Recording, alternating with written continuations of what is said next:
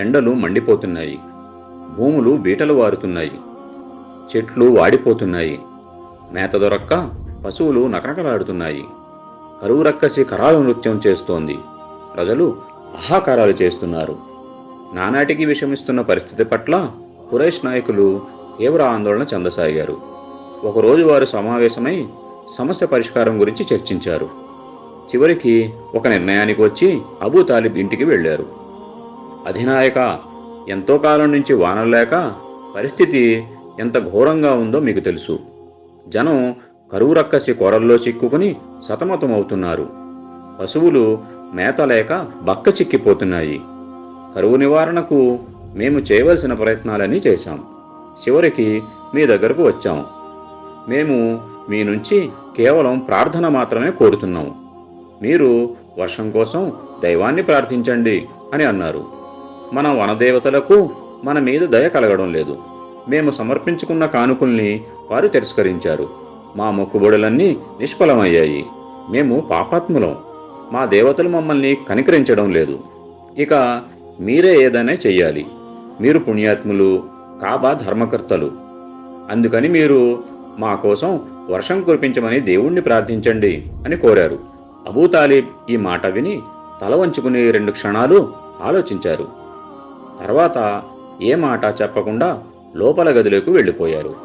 కాసేపటికి బయటకు వచ్చారు.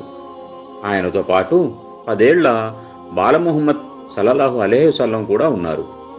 రాగానే పదండి కాబాలయానికి అన్నారు. ముహమ్మద్ సల్లల్లాహు అలైహి వసల్లంను తీసుకుని కాబాలయం వైపు అడుగులు వేశారు.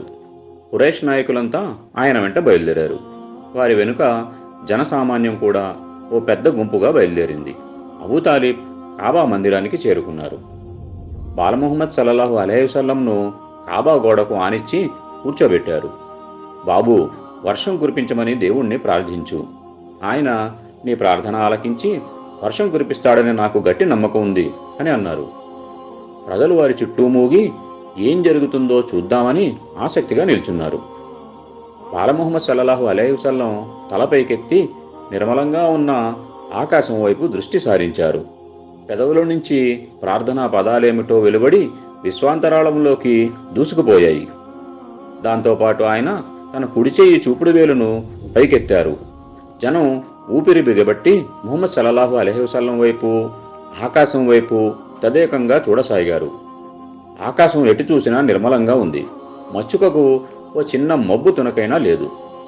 ఎండ పెటపెటలాడిపోతోంది. కానీ కొన్ని క్షణాల్లోనే వాతావరణం మారిపోయింది. ఎటు నుంచో మేఘాలు ఉరుకులు పరుగులు పెడుతూ వచ్చేశాయి. సూర్యుడు గబగబా పారిపోయి కనుమరుగైపోయాడు. చూస్తూ ఉండగానే ఆకాశం దట్టమైన కారు మేఘాలతో నిండిపోయింది. రివ్వున గాలి వీచింది. ఆ వెనువెంటనే చిటపట చినుకులు ప్రారంభమయ్యాయి. అబూ తాలిబ్ చిన్నారి ముహమ్మద్ సల్లల్లాహు అలైహి వసల్లంను తీసుకుని ఇంటికి బయలుదేరారు. జనం కూడా క్రమేణా తమ తమ ఇళ్లకు వెళ్ళిపోసాగారు. ఉరుములతో ఆకాశం దద్దరిల్లింది. మెరుపులతో వర్షం ఉధృతమైంది. చాలాసేపటి దాకా వాన కుండపోతగా కురిసి క్రమంగా వెలిసింది. వీధులు ఏరులై పారాయి. కుంటలు, బావులు నిండిపోయాయి. మూడువారిన చెట్లు చిగురించాయి. బీటలు వారిన నేల పచ్చికతో నిండిపోయింది. జనంలో ఉత్సాహం పెల్లుబికింది. ఎటు చూసినా బాల ముహమ్మద్ సల్లల్లాహు అలైహి వసల్లం గురించి చర్చలే. ఏ నోట విన్నా ఆ చిన్నారి మహిమల గురించిన మాటలే.